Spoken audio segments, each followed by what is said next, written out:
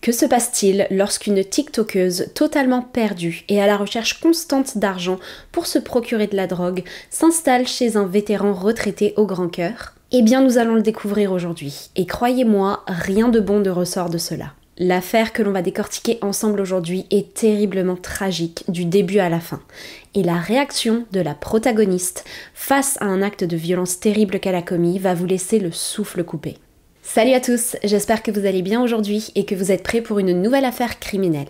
Si ça n'a pas encore été fait, n'hésitez pas à vous abonner à ma chaîne et à activer la petite alarme pour être informé des futures publications de mes vidéos. Avant que l'on entre plus en détail dans cette terrible affaire, je tiens à vous parler de notre sponsor du jour qui n'est autre que My Variations. Il s'agit là d'une marque française spécialisée dans l'hygiène dentaire et les brosses à dents électriques et recommandée par l'Union française de la santé bucco-dentaire. Vous pouvez d'ailleurs retrouver leurs produits dans des milliers de pharmacies à travers toute la France. Leur brosse à dents est absolument incroyable. Elle est dotée d'une technologie sonique ultra efficace pour éliminer la plaque dentaire tout en douceur pour vos gencives, ainsi que d'une batterie rechargeable qui tient un mois entier, rien que ça. Et si vous avez les gencives sensibles, justement, il existe un mode spécialement pour cela parmi leurs 5 modes de brossage différents. Mon petit préféré personnellement est le mode polish, qui permet de lisser et de polir la surface de la dent pour lui apporter encore plus de brillance. La brosse à dents My Variations est en plus de cela dotée d'un super design et d'une large sélection de couleurs différentes. Ce que je trouve aussi génial, c'est le fait qu'un minuteur automatique de 2 minutes soit inclus, car on a parfois la tête ailleurs pendant le brossage, et cela permet donc de s'assurer de s'être correctement brossé les dents. Et si vous êtes convaincu, il vous est même possible d'obtenir un service d'abonnement pour le renouvellement de vos têtes de brosse. Et My Variations pense à toute la famille, car il existe aussi une gamme enfant absolument adorable et utilisable dès l'âge de 3 ans. Leurs brosses enfants sont ultra douces pour respecter leurs petites gencives et dotées de seulement 2 modes différents. Un mode soft pour les 3 à 6 ans et un mode pulse à partir de 6 ans. Rejoignez donc à votre tour les plus de 500 000 clients déjà satisfaits en cliquant sur le lien que vous allez retrouver dans la description de la vidéo pour profiter de notre grande promo flash. Durant les 5 prochains jours, vous bénéficierez d'un moins 15% sur tous vos achats au-delà de 45 € ainsi que la livraison offerte et cela grâce au code MEGAN15. Faites très vite car il s'agit là d'une offre à durée limitée. En cas de question, sachez que leur service après-vente est ultra réactif et que tous vos achats sont garantis satisfaits ou remboursés durant 30 jours. Rendez-vous donc dans le lien en description pour bénéficier de cette promo flash. Et n'oubliez pas d'utiliser le code MEGAN15 pour pouvoir obtenir vos 15% de rabais sur tous vos achats supérieurs à 45 €. Merci énormément à My Variations d'avoir rendu cette vidéo possible et je vous laisse dès à présent vous installer bien confortablement pour notre affaire du jour.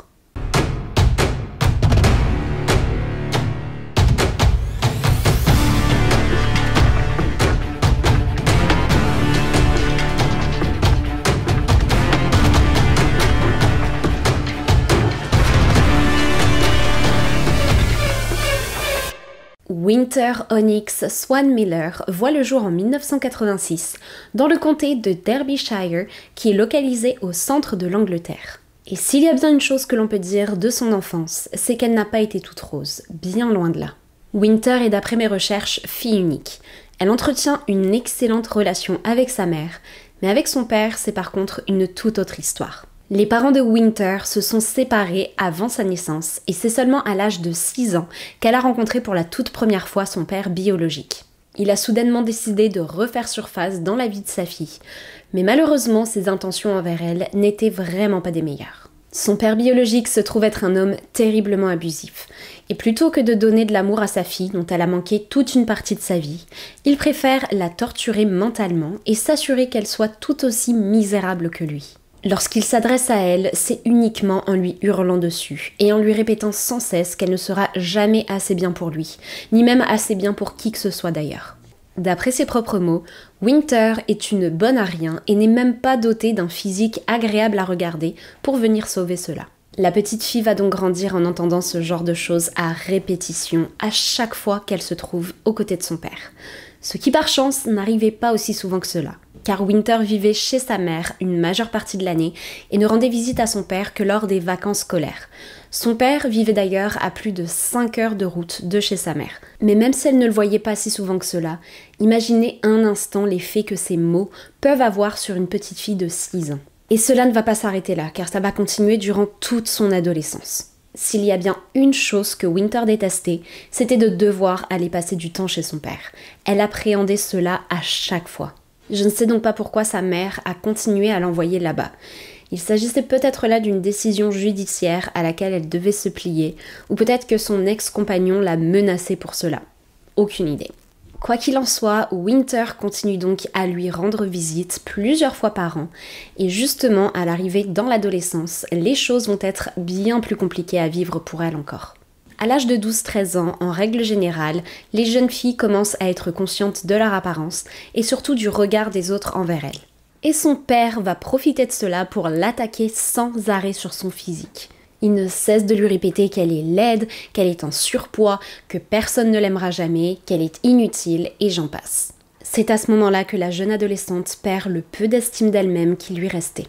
Elle cesse de se nourrir dans l'espoir de perdre du poids, se teint les cheveux, change totalement de style vestimentaire et commence à porter des habits un peu plus provocateurs, mais rien n'y fait. Les remarques continuent jour après jour. Dans l'espoir d'oublier son mal-être le temps de quelques heures, elle va même se mettre à consommer de la drogue. Je rappelle qu'à ce moment-là, elle avait environ 13 ans. Et en voyant sa fille sombrer, son père va insister encore plus pour tenter de la faire devenir la pire version d'elle-même. Il va alors lui apprendre ses meilleures techniques de harcèlement pour que sa fille devienne un véritable tyran. Au collège, elle terrorise les autres élèves. Elle va se mettre à voler et surtout à mentir. Car sachez que Winter se trouvait être une menteuse hors pair. Et on va d'ailleurs voir ça un petit peu plus tard dans la vidéo, donc gardez cela en tête. Elle est devenue à ce moment-là une véritable manipulatrice qui est capable d'aller très très loin et de retourner le cerveau des gens qui l'entourent. Et son père n'est pas peu fier de cela. Mais il n'est pas prêt à la laisser tranquille, bien loin de là. Il décide de l'humilier une fois de plus en s'attaquant à son physique. Quelques semaines seulement avant l'entrée de Winter au lycée de Colville, alors qu'elle se trouvait chez son père, il l'attrape de force et lui rase entièrement la tête. Winter est laissée complètement sous le choc. Elle avait à ce moment-là de longs cheveux blonds et avait pensé tout l'été au look qu'elle allait arborer justement pour son entrée au lycée qui se trouve être un moment très important dans la vie d'une jeune fille. Et alors que l'adolescente est totalement effondrée sur le sol, son père rit de la situation. Au plus sa fille est malheureuse et embarrassée, et au plus il est heureux. Et comme si tout cela ne suffisait pas, au cours de sa 2e année de lycée, alors qu'elle est à ce moment-là âgée de 14 ans, son père, sur un coup de tête, décide de conduire les 5 heures le séparant du domicile de la mère de Winter et va emmener l'adolescente de force avec lui. Il va alors la garder captive avec lui durant plusieurs mois avant de la redéposer au domicile de sa mère, comme si rien ne s'était passé. D'après les informations que j'ai trouvées en ligne, aucune alerte enlèvement n'a jamais été lancée.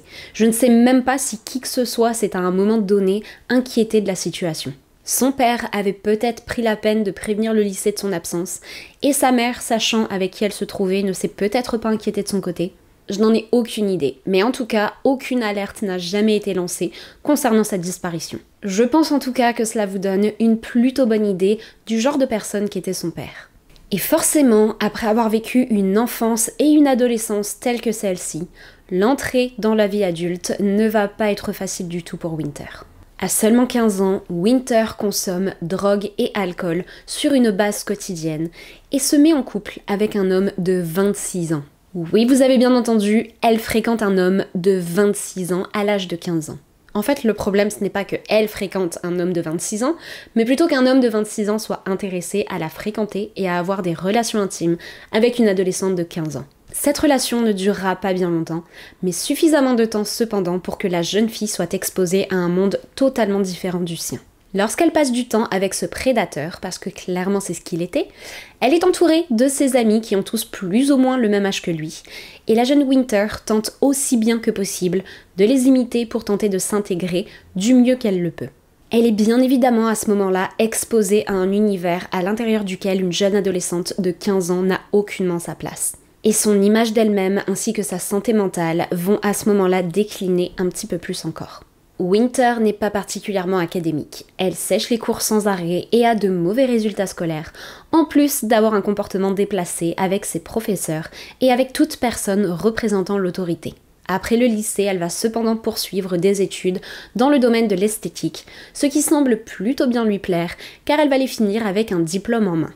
Au début de sa vingtaine, son état de santé va cependant très fortement se détériorer. À ce moment-là, sa consommation de drogue, et plus spécifiquement d'ailleurs de cocaïne, explose absolument tous les records. Elle consomme du matin au soir et est constamment dans un état second. Et le problème, c'est que lorsqu'elle se trouve dans cet état-là, elle ne contrôle absolument plus rien et peut parfois devenir très agressive. Et c'est ainsi qu'à l'âge de 23 ans, elle est pour la toute première fois envoyée derrière les barreaux, après avoir violemment agressé une personne dans la rue. Les détails de cette attaque n'ont pas été dévoilés, mais tout ce que je sais en tout cas, c'est que Winter a passé de très longs mois derrière les barreaux, et d'autant plus après que des armes illégales aient été découvertes à l'intérieur de son domicile. Elle aurait apparemment passé des années entières à collectionner toutes sortes d'armes différentes. Armes à feu, armes blanches, explosives et j'en passe. Et au vu de son agressivité lors de son arrestation, les policiers n'avaient pas le moindre doute sur le fait qu'elle allait un jour ou l'autre finir par se servir de sa petite collection. À sa sortie de prison, Winter semble aller mieux. Elle semble être mieux dans sa peau et avoir l'envie de reprendre sa vie en main. Elle cherche du travail et essaie tant bien que mal de s'intégrer de nouveau dans la société. Ses problèmes de drogue n'ont eux malheureusement pas disparu, mais une rencontre va cependant l'aider à les contrôler. Celle d'une certaine Nathalie. Nathalie et Winter se rencontrent grâce à des amis en commun et immédiatement c'est le coup de cœur. Les deux femmes se trouvent beaucoup de points en commun et contrairement aux fréquentations qu'elle a pu avoir par le passé, Nathalie était-elle une personne fiable et de confiance. Winter, qui est à ce moment-là âgée de 25 ans, semble être heureuse pour la toute première fois depuis très très longtemps. Le couple va même adopter ensemble un petit chien, un poméranien russe qu'elles vont nommer Oblivion et dont Winter est totalement folle. La traduction de Oblivion en français est tout simplement oubli, ce qui est un nom assez étrange à donner à un chien, mais si elle est heureuse et qu'elle s'occupe correctement de lui, c'est tout ce qui compte. Et ça, pour s'en occuper, Winter s'en occupait, car elle n'allait absolument nulle part sans son nouveau meilleur ami. Elle passait son temps à le filmer et à le prendre en photo, et va même ajouter des photos de lui sur sa page LinkedIn pour promouvoir ses services de dog-sitter. Winter adorait les animaux depuis toujours, mais l'adoption d'Oblivion lui a vraiment rappelé cela. Ne travaillant pas à ce moment-là, elle décide donc de se lancer dans des services de garde et de promenade de chiens. Elle prenait beaucoup de plaisir à être entourée de chiens, et à ce moment-là, sa vie était meilleure qu'elle ne l'avait jamais été par le passé. Elle partage d'ailleurs sa passion pour les animaux avec sa mère, qui avait elle aussi adopté de son côté plusieurs chiens, dont un carlin nommé Ryder, que Winter aimait tout spécifiquement. Mais cette période de joie va cependant brutalement prendre fin lorsqu'un événement tragique arrive. Nathalie était atteinte d'une maladie auto-immune. Elle savait très bien qu'elle n'aurait pas des dizaines d'années encore devant elle, mais sa mort va cependant arriver bien plus vite que ce qu'elle ne pensait. Car seulement 5 ans après le début de leur relation, Nathalie perd brusquement la vie des suites de sa maladie. Winter n'arrive pas à y croire. Elle va longtemps rester dans le déni, avant que soudainement une énorme vague de dépression ne vienne s'abattre sur elle. Winter n'a à ce moment-là pas beaucoup d'amis. En dehors de Nathalie et de sa mère, c'est assez rare qu'elle fréquente d'autres personnes. C'est donc la moitié de son monde qui vient de s'écrouler. Elle va donc à ce moment-là se rapprocher d'autant plus de sa mère et retourner vivre partiellement à ses côtés. Mais comme on dit, un malheur ne vient jamais seul, car environ 2 ans plus tard, c'est maintenant sa mère qui va perdre la vie de manière subite. C'est la goutte de trop pour Winter, qui à ce moment-là sombre plus que jamais. Elle passe alors ses journées entières allongée dans son canapé à consommer de la drogue. Elle ne travaille plus et s'est éloignée du peu de personnes qui l'entouraient. Mais subitement, lui vient une idée, celle de devenir une star des réseaux sociaux. Winter avait à ce moment-là un compte TikTok sur lequel elle publiait occasionnellement des vidéos d'elle ou encore de son chien. Mais elle décide à ce moment-là de voir plus grand encore et d'en faire son métier. Elle publie alors de plus en plus régulièrement et son contenu devient rapidement beaucoup plus osé. Elle porte des décolletés plus que plongeants et des micro-shorts, et ça lorsqu'elle porte des vêtements tout court, car il lui arrive aussi bien souvent d'être simplement vêtue d'un maillot de bain dans ses vidéos. Elle danse devant la caméra, fait des démonstrations de pole dance et partage des petits moments de sa vie. L'une de ses vidéos montre un coloriage où elle écrit qu'il s'agit là d'une activité qu'elle aime faire pour aider à sa santé mentale, ou encore une photo montrant sa perte de poids après s'être mis au sport. Il s'agit vraiment là d'une page TikTok comme beaucoup d'autres, mais elle va tout de même amasser plus de 8000 abonnés, ce qui n'est pas rien. Le quotidien de Winter se limite donc à ce moment-là à publier des vidéos sur TikTok, faire des lives et consommer de la drogue. Et cela va durer plusieurs mois. Plusieurs mois où elle est totalement isolée du reste du monde et son unique focus se trouve à être ses réseaux sociaux et son nombre d'abonnés. Mais petit à petit, Winter décide de reprendre contact avec d'anciens amis à elle et de sortir de nouveau. Et lors d'une soirée de février 2023, elle fait la rencontre d'un homme de 62 ans du nom de Stuart Maxwell Crocker.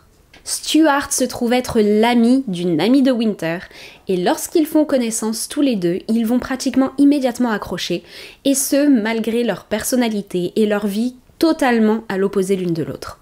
Stuart se trouve être un vétéran à la retraite. Il a été marié par le passé et 2 enfants sont nés de cette union. Sa femme et lui partageaient beaucoup d'amour l'un pour l'autre, mais pas suffisamment cependant pour rester vivre ensemble. Ils décident donc à l'amiable de se séparer, mais restent cependant tous les deux extrêmement proches et continuent de s'appeler et de se rendre visite très régulièrement. Lors des réunions de famille, ils n'ont d'ailleurs aucun problème à se retrouver assis autour de la table, l'un à côté de l'autre, bien au contraire. Stuart est tout aussi proche de ses enfants et de ses petits-enfants qu'il ne l'était de sa femme. Il est un grand-père attentionné, prêt à tout pour le bonheur de ses proches. Ses amis ont d'ailleurs exactement les mêmes choses positives à dire sur lui. Il est définitivement un homme au grand cœur, un petit peu trop d'ailleurs parfois. Stuart souffre cependant de stress post-traumatique et d'addiction, et notamment à l'alcool. Il consommait aussi occasionnellement de la drogue, et c'est justement cela qui va le rapprocher de Winter lors de cette fameuse soirée de février. Au fil de la discussion, Winter fait part de sa situation à Stuart en lui expliquant qu'elle venait de perdre sa petite amie, puis sa mère, et qu'à ce moment-là, elle se retrouvait totalement isolée et n'avait plus de toit au-dessus de la tête. Ce qui va être extrêmement difficile à entendre pour Stuart, qui ne supporte pas de voir quelqu'un dans le besoin. Et malgré le fait qu'il venait tout juste de la rencontrer, ça faisait peut-être à peine 3 heures qu'ils se connaissaient, que Stuart va inviter Winter à venir s'installer chez lui, le temps de se remettre sur pied. Et même si ce geste n'est parti que d'une bonne intention et dans le simple but d'aider une amie qui se trouvait à ce moment-là dans une situation compliquée, Stuart, qui était à ce moment-là quand même assez solitaire, est tout de même heureux d'avoir quelqu'un à ses côtés pour lui tenir compagnie et pour l'assister dans certaines tâches telles que le ménage, ses rendez-vous médicaux ou même pour aller faire l'épicerie pour lui. Un petit peu de compagnie ne pouvait pas lui faire de mal. Et c'est ainsi que 24 heures plus tard seulement, Winter, son chien Oblivion et toutes leurs affaires atterrissent au domicile de Stuart Crocker, localisé sur la rue de New Street, dans la ville d'Andover. Il est important de préciser qu'il n'y avait absolument rien de romantique entre Winter et Stuart. Stuart l'avait d'ailleurs bien précisé, ils n'étaient tous les deux que des amis et ils faisaient cela uniquement dans le but de l'aider jusqu'à ce qu'elle reprenne sa vie en main. Sauf que Winter a, elle, autre chose derrière la tête. Moins d'1 semaine après son emménagement, elle réalise que Stuart est bien plus fragile encore que ce qu'elle ne le pensait. Et ça, Winter, ça l'intéresse beaucoup. Elle fait alors croire aux vétérans qu'elle était à la recherche active d'un travail et d'un logement. Mais la réalité, c'est que Winter comptait vivre aux frais de Stuart et surtout lui voler son argent pour pouvoir s'acheter de la drogue.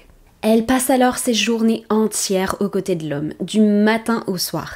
Et elle prend note de l'endroit où il range ses cartes de crédit, du montant des bénéfices et pensions qu'il recevait du gouvernement et de sa manière de dépenser son argent. Elle va alors le manipuler pour faire en sorte qu'il lui reverse directement une partie de ses pensions, ce que Stuart, de bon cœur, va faire sans même réaliser ce qui est en train de se passer. Et plus les semaines passent, plus le montant que reçoit Winter de la part de Stuart est important. Et tout cet argent, ou presque, Winter le dépense dans de la drogue.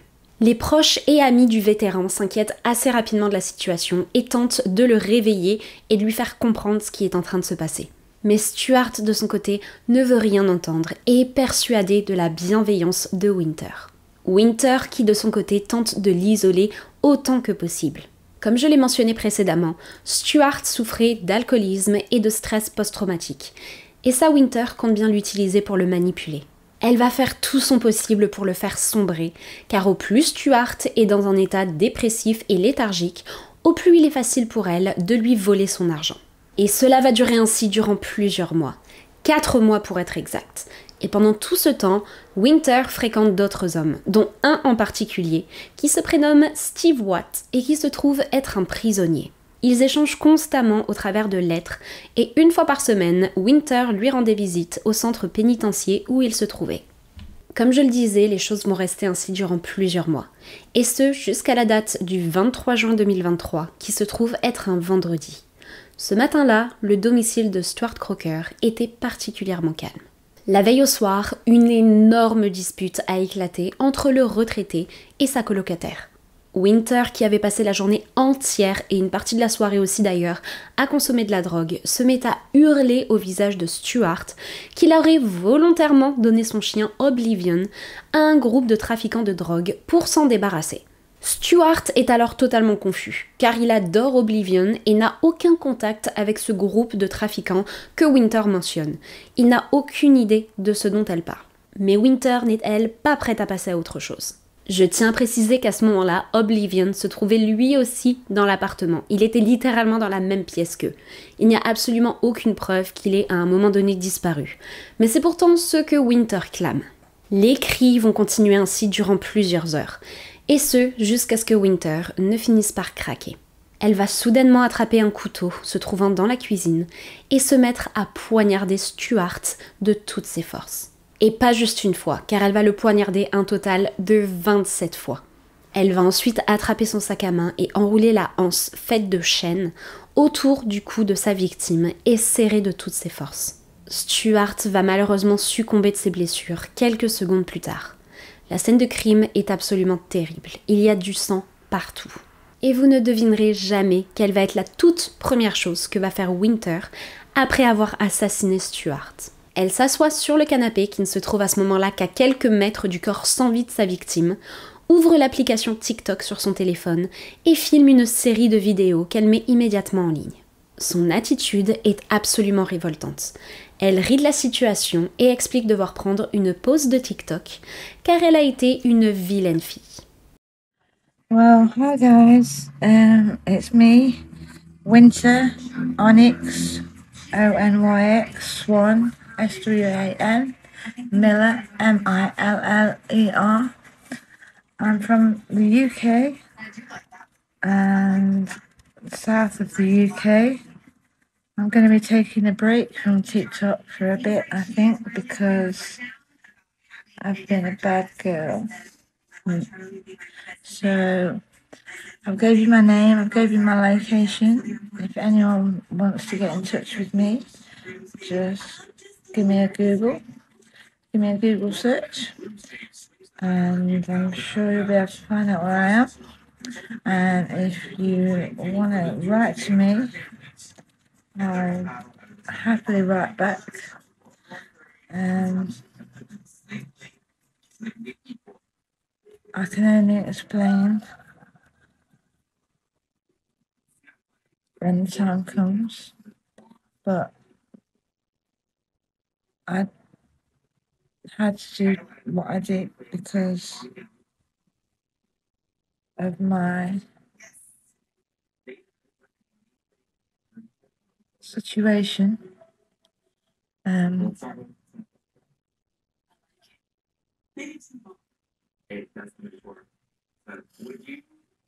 probably won't want to speak to me when you find out anyway, but there's more to the story than just one side. I just hope that it all goes well, really. At the moment, I feel sick, but I don't feel that I've done a bad thing at all. Elle ne démontre pas le moindre remords et au contraire, elle affirme ne rien avoir fait de mal et avoir tout simplement agi en conséquence, considérant sa situation, peu importe ce que cela signifie.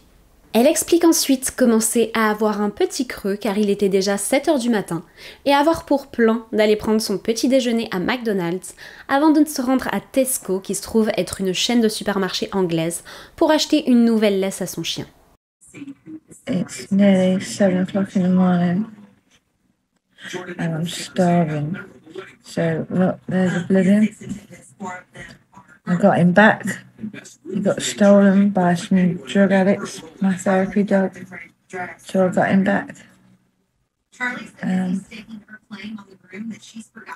But there you go. But I'm hungry, so I'm going to go for a McDonald's breakfast. Just nip into Tesco's, buy him a new lead. And yeah, if you want to get in touch with me, like I said, just Google me. Winter Onyx, Swan Miller, south of England, and I'm sure it'll pop up. But there's always two sides to every story, and I'm no sweet dream, but I'm hell of a night. Le fait qu'elle fasse sa promotion tout au long de la vidéo en demandant aux gens de la rechercher en ligne, de lui écrire et d'entrer en contact avec elle montre à quel point elle est une personne narcissique en recherche constante de reconnaissance. Et comme vous pouvez le voir sur la vidéo, il est mentionné partie 1, ce qui signifie que d'autres parties étaient à venir. Et effectivement, Winter va à ce moment-là filmer un total de 4 vidéos, mais seulement l'une d'entre elles va être mise en ligne publiquement. Les autres ont été sauvegardées dans les brouillons de son compte TikTok. Cependant, ces 3 autres vidéos vont plus tard être retrouvées. Et à l'intérieur d'entre elles, on peut l'entendre expliquer à quel point elle aime son chien et est prête à absolument tout pour le protéger, même à tuer. Puis, dans la 4e vidéo, elle avoue tout. Elle dit, et je cite, « Je me trouve actuellement assise dans la même pièce que le vieil homme que j'ai poignardé et étranglé à mort. Et je ne ressens rien d'autre qu'un sentiment de liberté. Même si je sais que je vais finir en prison, ça n'est pas un problème, car j'y suis déjà allée avant. » Comme elle l'avait mentionné précédemment, une fois ces 4 vidéos enregistrées, Winter quitte le domicile de Stuart pour se rendre jusqu'à McDonald's, puis jusqu'à Tesco pour faire quelques courses. Elle utilise bien évidemment la carte de crédit de sa victime pour faire ses petits achats, et toutes les personnes qui la croisent ce matin-là ne peuvent s'empêcher de la remarquer et de la trouver très étrange. Winter ne cesse de sourire et de rire toute seule. Et alors qu'elle arrive au supermarché, elle enlace un employé qui venait tout juste de finir son quart de travail et qui rentrait chez lui à ce moment-là. Elle lui dit ensuite « Renseigne-toi sur moi, car je suis sur le point de devenir célèbre ». Et à la caisse du supermarché, c'est le même scénario. Elle mentionne à la caissière qu'elle est sur le point de devenir une célébrité et lui demande s'il est possible pour elle de trouver dans ce fameux supermarché un téléphone prépayé, car la police va bientôt se mettre à sa recherche. Elle s'est ensuite rendue à un kiosque où elle a acheté des cigarettes et va mentionner de nouveau à la caissière sa célébrité à venir. Et lorsque la caissière complimente son chien, Winter lui répond qu'elle peut tout à fait l'adopter si elle le souhaite, car il va bientôt devoir se trouver une nouvelle famille vu qu'elle va aller en prison. Et au cours de ces conversations, Winter se montre extrêmement détendu et ne cesse de sourire comme si de rien n'était. Il est donc assez difficile pour ses interlocuteurs de réaliser que ce qu'elle est en train de dire est la vérité. Et une fois son petit tour en ville terminé, elle décide de rentrer à l'appartement de Stuart pour écrire une petite lettre à Steve, son petit ami qui se trouve derrière les barreaux. Et à l'intérieur de cette lettre, qu'elle écrit littéralement à seulement quelques mètres du corps sans vie de Stuart, elle écrit, et je cite, « Rends-toi sur mon compte TikTok et sauvegarde mes vidéos car je vais devenir célèbre. Je n'arrive pas à croire que je l'ai poignardé à mort, en plein dans la gorge, dans le dos, dans le cou, sur absolument tout le corps. Puis je l'ai étranglé avec mon sac Louis Vuitton. Ha ha ha. Oblivion roulait dans son sang. Il a pris mon chien et on me l'a volé. Je l'ai poignardé pour cela et ça m'a pris une éternité. Ce salaud a abusé de moi, m'a fait peur et a volé mon chien. Je lui ai dit que je n'accepterai jamais cela. Oblivion est la seule et unique chose que je possède. » Sachez que j'ai adouci la lettre un petit peu, car en réalité elle était remplie de grossièreté et de mots extrêmement crus et violents. Elle va même mentionner à quel point elle trouvait la vue du corps sans vie de Stuart ainsi que toute cette quantité de sang terriblement excitant. Et cette fameuse lettre qui va être envoyée à Steve dans les heures ayant suivi le meurtre de Stuart contenait même des traces du sang de la victime. Winter va ensuite laisser de nombreux petits mots autour du corps de sa victime, dans lesquels elle mentionne une fois de plus ne rien regretter du tout, et que c'était ce qui arrivait pour s'en être pris à son chien. Elle contacte ensuite un ami à elle, un certain Edward Jones, âgé de 44 ans, et l'invite à l'appartement de Stuart. Lorsque Edward arrive sur place, il tombe nez à nez avec une scène de crime absolument terrible. Il y a du sang partout, et l'odeur qui se dégageait à ce moment-là du corps de Stuart était insupportable. Winter a placé un ventilateur directement sur le corps justement pour tenter d'atténuer les odeurs, mais cela n'a fait que les disperser encore un petit peu plus au travers du logement. Elle a aussi placé une couverture bleue sur le corps de Stuart, ainsi qu'une taie d'oreiller sur son visage. Mais étrangement, Edward ne semble aucunement gêné face à cette scène d'horreur. Le duo va alors passer la journée entière à consommer de la drogue à quelques mètres seulement du corps de Stuart, avant de décider de prendre la fuite. Ils trouvent alors refuge au centre de Birmingham, qui se trouve à plus de 200 km d'Andover. Et au cours de leur séjour là-bas, le duo va passer son temps à faire la fête, consommer de la drogue, boire de l'alcool et filmer des vidéos ensemble. Pendant que tout ceci est en train de se passer, le corps de Stuart Crocker est en train de se décomposer à l'intérieur de son logement. Et c'est finalement le 28 juin qu'il va être découvert. Ce jour-là, à 11h58 du matin, l'une des voisines de Stuart contacte les urgences. Elle est très inquiète de ne pas avoir aperçu son voisin depuis déjà plusieurs jours. Lui qui adorait passer du temps à l'extérieur, c'était totalement en dehors de ses habitudes. Mais en plus de cela, une odeur absolument terrible se dégageait de son appartement depuis maintenant un peu plus de 2 jours. Une équipe de police se rend alors sur place et découvre les horreurs ayant eu lieu à l'intérieur de l'appartement du retraité 5 jours plus tôt. Il ne va pas leur prendre bien longtemps avant de ne comprendre que Winter se trouve être derrière ce crime. Ils vont donc immédiatement se mettre à sa recherche. Une alerte est alors lancée à travers tout le pays. Et seulement 2 jours plus tard, Winter, Onyx Swan Miller et Edward Jones sont arrêtés. Et c'est à ce moment-là que les aveux et explications de Winter, qu'elle avait filmés juste après le meurtre et qui se trouvaient dans les brouillons de son compte TikTok, vont être découverts. Mais pas que, car de nombreuses vidéos ayant été tournées avec Edward durant les jours précédant leur arrestation vont elles aussi être découvertes, vidéos dans lesquelles elle parle à de nombreuses reprises du crime et continue clamer avoir fait ce qu'elle avait à faire et n'avoir aucun remords. Edward est accusé de complicité pour avoir aidé Winter à prendre la fuite et pour ne pas avoir dénoncé le crime, ce pourquoi il va plaider non coupable. Il ne va recevoir absolument aucune peine de prison pour cela, et se trouve aujourd'hui en liberté. Pour Winter par contre, c'est un peu plus compliqué que cela. Durant son séjour en prison, dans l'attente de son procès, elle a été interviewée à plusieurs reprises, et à chaque fois son attitude était la même.